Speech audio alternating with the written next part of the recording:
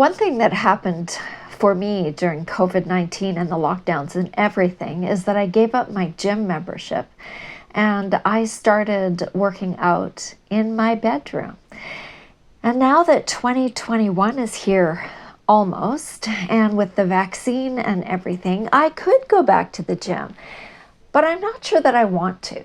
So today I am weighing the options, weighing the pros and the cons of each option of staying at home to work out or going to the gym. And I'm doing that with you here in case that's helpful to you as we move into a brand new shiny year.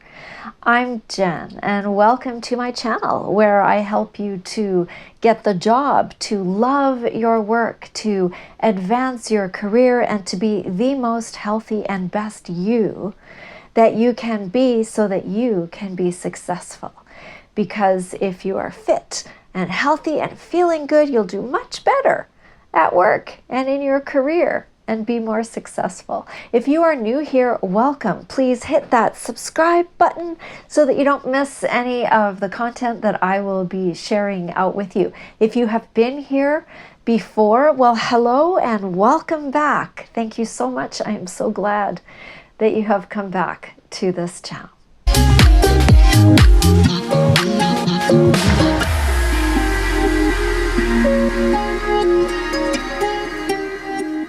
Fitness, exercise, that thing that we should all be doing and don't want to. At least I don't want to, except now I'm used to it. And that's the thing. When it becomes a habit, then I don't have to motivate myself as much as when it's not a habit. Because when it's not a habit and I have to motivate myself, then it just becomes so hard. And I'm good for a little while and then I just fall off that wagon. But it's a different mindset. It's a different mindset when it becomes a habit and it becomes a thing that I just do. And that's a lot easier than trying to talk myself into something. But that whole mindset thing is something I will talk about in another video, my friends, because today I want to compare fitness at home versus fitness in the gym.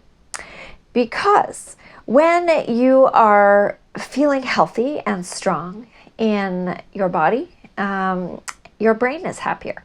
And when your brain is happier, and your body is happy and you feel strong and you feel healthy, then you are a happier employee, which means that your success is pretty dependent on all of this, on your health and your well-being. And everybody always tells you that. It's kind of like making your bed in the morning or flossing your teeth or all that fun stuff. You're supposed to do it. You're supposed to exercise so many times a week. And so here we go.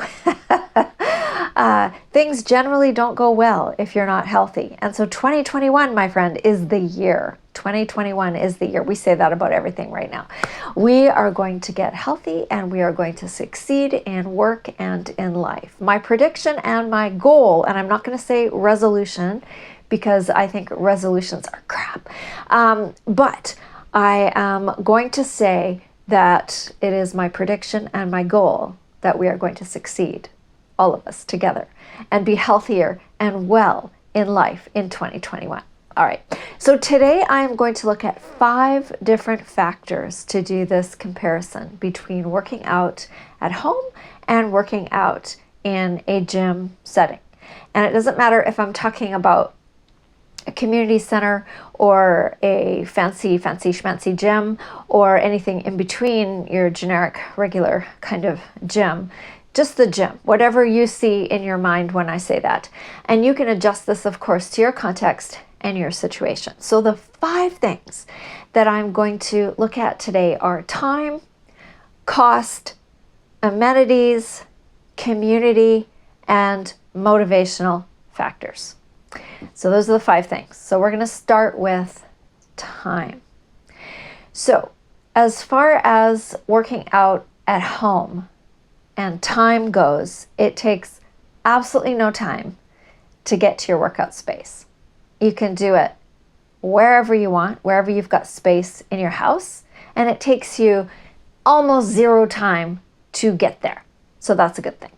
You can work out time-wise at home whenever you want, day or night. You might have to adjust your time if you have other people living with you, and depending on what they want to do in the space that you have decided is your workout space. But as far as the time goes, it's pretty much up to you. You can work out at 3 in the morning if you want to, unless you're going to bother the neighbors downstairs or something. But time is yours, and it takes pretty much zero time to get into workout mode, which is a good thing. It can also be a bad thing, because maybe then you'll put it off because, look, there's laundry to do. All right, so that's time as far as home goes. The gym. To get to the gym, you have to pack up a bag, and you have to put on actual workout clothes, and you have to drive or transit or otherwise get yourself to the gym. And so you need to factor in, as well as your workout time, time on either end to get to and from. So that is something. And the other thing is that you can only go to the gym when the gym is open. Now, some of them are 24 hours. Some of them are fancy, but some of them are not. The other thing, too, is you might have to reserve a spot. I know a lot of places with COVID now, you have to book your time slots, and you can only go at a certain time so that they don't have too many people in there at once. So time is a little bit more limited when we're talking about the gym. All right, cost is the second thing I wanted to look at. Cost at home. For working out at home. This can vary because there is a ton of free stuff online as far as the actual workouts go, the programming goes. There's a lot of variety. You can purchase online programs too, which are often very reasonable, and so you don't have to get bored. The equipment, though, can be a bit of an investment up front to get yourself some weights, depending on what kind of workout you're doing. Maybe it's just a yoga mat. It depends on what kind of workout you're going to do. Space to store all that stuff can be a problem if you don't have a lot of space. But once you've put the initial layout of money out for your equipment, there are really very little costs. It's not like you are paying every single month unless you have an online subscription to a program that changes. So you could do that too. When you go to the gym, you have typically ongoing membership fees or annual membership fees, which may or may not be expensive. It depends on what kind of gym or fitness place you gravitate towards. Some community rec centers have really reasonable fees, and some very fancy schmancy yoga places are very expensive.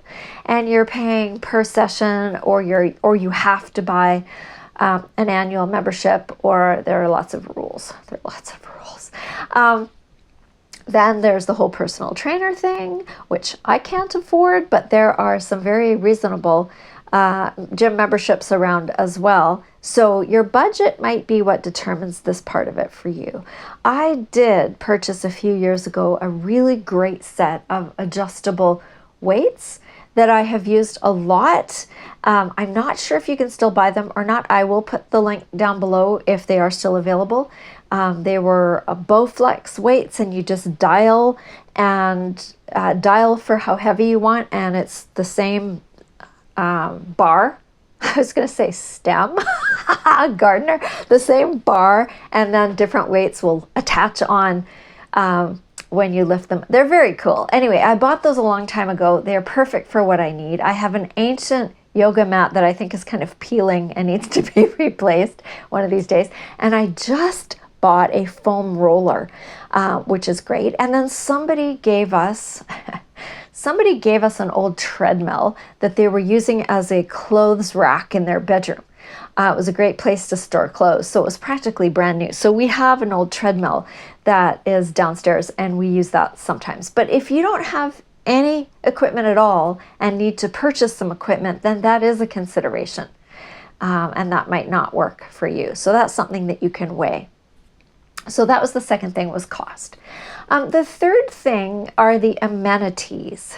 Now at home, there are plenty of amenities. I prefer my own shower. I have a tap with excellent drinking water right out of the tap.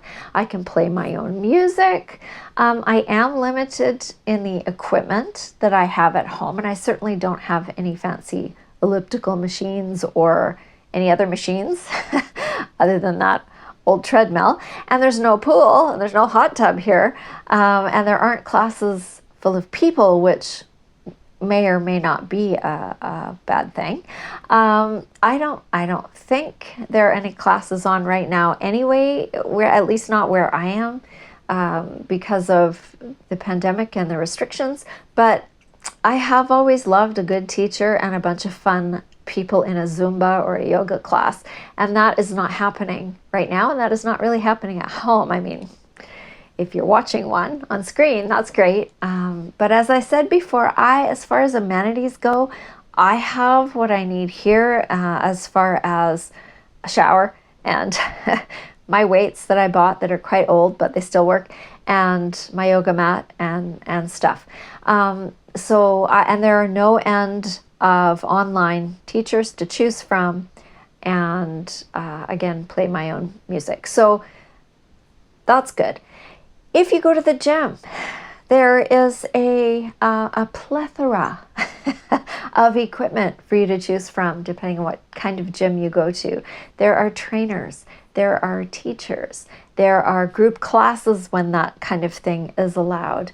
There are amenities like swimming pools in the rec centers. There are saunas and hot tubs in some of the places. So there are definitely perks and pluses if those are the kinds of things that are of interest to you and will get you going.